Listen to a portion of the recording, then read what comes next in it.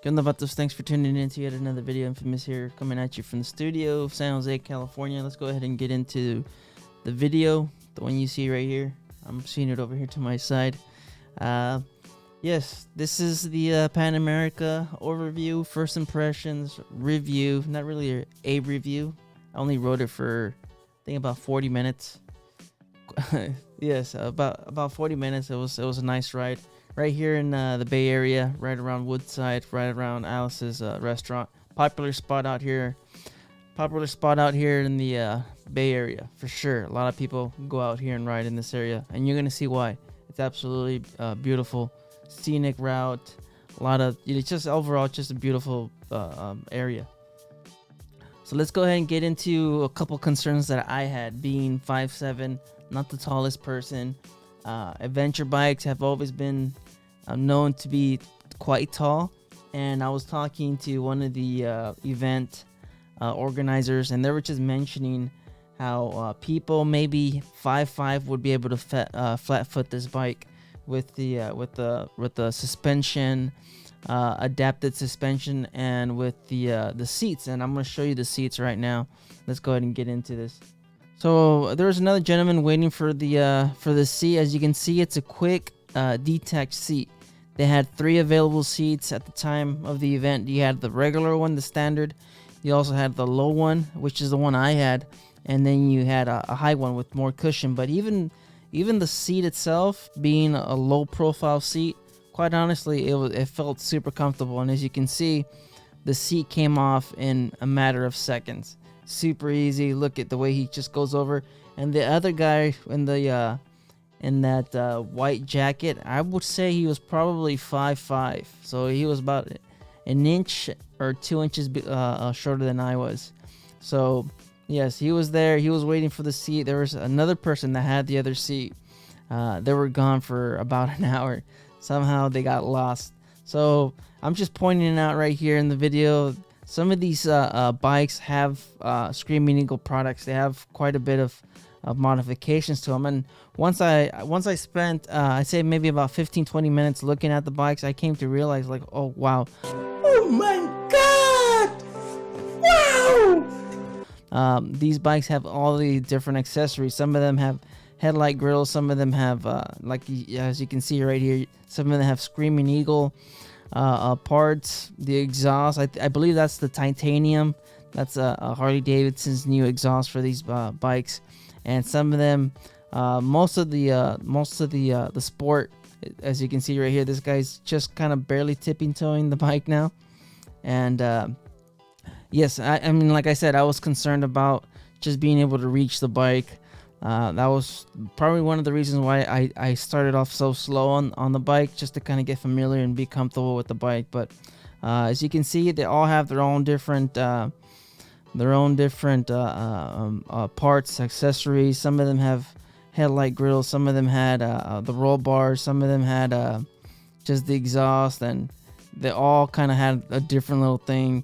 So it was nice seeing all the different details. And over there in the tent, I didn't record the tent, but they had all the luggage, all the different add-ons for these bikes. So Harley-Davidson went all out on these bikes. This is where the guy stalled, and it's just one of those things. I guess something about it, they kind of gave us a warning. They just kind of mentioned, you know what, it's at a steep hill. Well, I mean, it's not that steep. I didn't stall the bike, but they're just saying it's a little steep. It's in rain mode, so you are going to have to give it a little bit more power. So yes, the bikes are, from the get-go, they are in rain mode. As you can see, there's the blue symbol right there above the 0, the miles per hour, the blue symbol. They wanted everybody to kind of get used to the rain mode.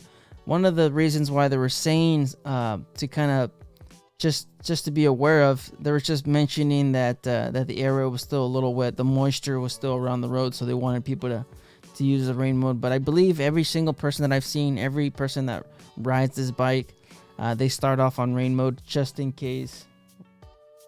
I think they start everybody on rain mode just so they could get familiar with the bike. And let me tell you, this bike does not sound like a Harley-Davidson. It just doesn't.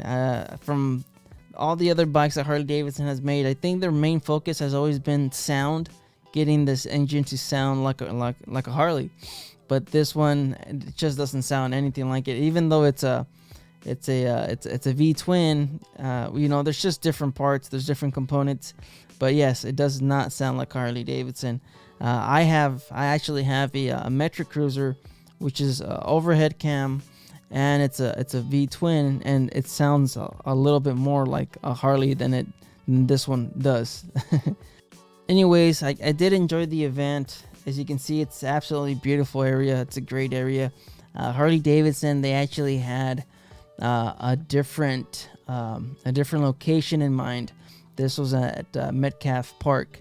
Now, they do have an off-road course or an off-road area at that park. I don't know why they decided to change it last minute. I wasn't going to take this bike off-road. It's been probably over 10 years since I've ridden in off-road, like real off-road. With that being said, I don't have a lot of background, a lot of experience riding adventure bikes, so I wouldn't know what to look for. I don't know how it's supposed to feel, or I wouldn't know what to compare it to.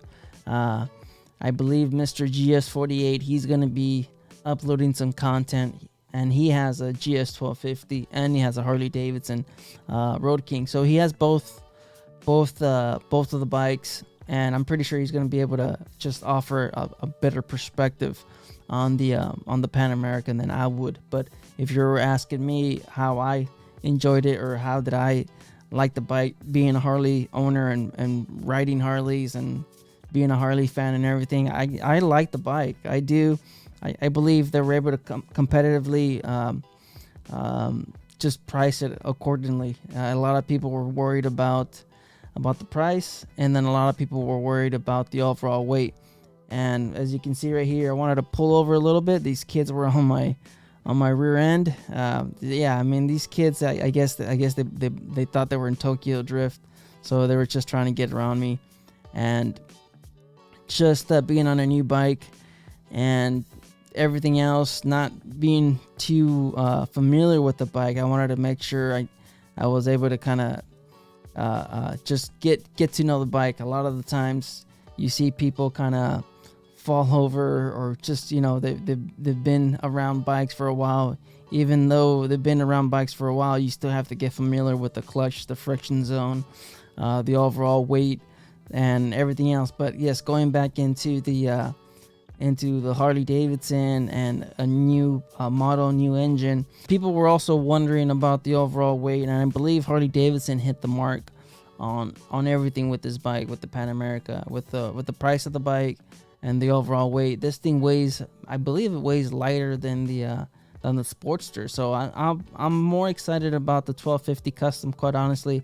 Like I said, I don't know a whole lot about adventure riding, so I'd probably look at probably the 1250 Custom.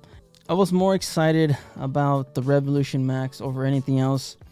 Like I said, I'm not a huge adventure or a motorcycle guy. I don't really know much, but I think the main reason why I wanted to do this event is just to kind of see what the Revolution Max can do, and I wanted to hear it in person. A lot of the times you got to hear the exhaust in person, and after hearing this bike, you know what? I'm not 100% set on the exhaust. Maybe I got to hear some aftermarket exhaust or something else. But so this is where I pulled over once again for these kids, and I kind of stopped abruptly, and it took the adaptive suspension a while to kind of adjust itself, to kind of start lowering the bike.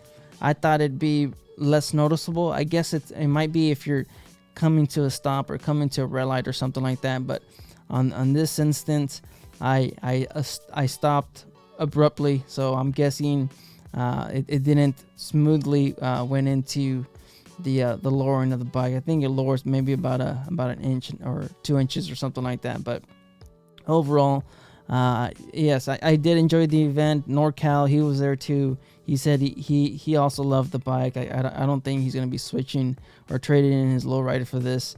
I wouldn't do it either, but I mean, it's a different bike for different people. So overall, great event. Harley-Davidson, it was super easy to kind of check in, grab your free bracelet. They were giving out free bracelets, a free gift. And as soon as I did that, checked in with the other guy, and they just showed us the controls, the modes, all different kinds of switches. This thing looks like the Millennium Falcon. If you're looking at all the switches, there's so many different switches. It's crazy. All of them had heated grips, which is nice, and they have just so many different modes on there. Yes, it was a fun time. I did enjoy it. I enjoy the bike. Will I be buying a 17,000 or an adventure bike? No, I am not. Will I probably buy the 1250 custom? Maybe. That's something I'd probably consider. Like I said, it just comes down to the overall feel of the bike and the whole noise of the bike being on it. Yes, it was something that you noticed as well. In rain mode, you don't hear the valves, or you don't hear the engine, the clicking and all the other stuff that much. But once you start getting into standard mode, and once you start getting into sport mode, that's when you really start to hear the engine clicking and cracking and all the other stuff, which is the valves and the cams and everything else. And you can just hear it. You can hear the whole engine. It's not as silent as a air-cooled V-Twin, that's for sure. And maybe changing the exhaust, maybe buying an aftermarket exhaust, and that might kind of, that might just kind of flush out that noise. I don't know if people are going to be okay with that. Like I said, I don't ride adventure bikes, so maybe that's something that people are just used to. So you probably want to tune in for Mr. GS48's video. I don't know when he's going to release it, but that'd probably be a channel I'd considered watching just for the adventure bikes and stuff and everything else. Of course, just Harley-Davidson content, Arizona content. He takes the bikes out to the desert, and you can see the just the overall landscape and the off-roading that he does. It's a great channel. A lot of scenic routes, beautiful area, Arizona, and he has a high quality gear and equipment. So great channel for sure if you want to look into the Pan America.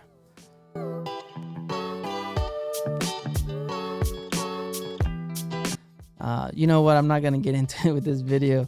I already said a lot of bad stuff about the LiveWire, and with what Harley-Davidson recently did, it just proves my point. I think the Revolution Max is probably the option that they should have taken. With the Bronx being canceled, they might bring that back. And then with the 1250 Custom, yes, I'm excited for the 1250 Custom after riding this bike. And this is what I just like that Harley-Davidson is offering an improved liquid-cooled V-Twin. When you look at the, I'm not gonna get into the street rods, but yes, I'm excited. I like what they're doing. The adaptive frame, the adaptive engine. They could swap out the parts from an 800cc all the way up to a 1250cc.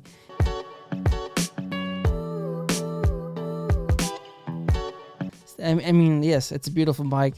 I like the way it looks. A lot of people were just talking about how hideous it is, but you know what? I do like it. I do like the overall look. So, and I do like the wheels. I like a lot of it. So I'm a fan of the bike. Yes, you guys just stay out there, stay safe. Don't believe everything you read. Life's a risk. Get out there and ride later.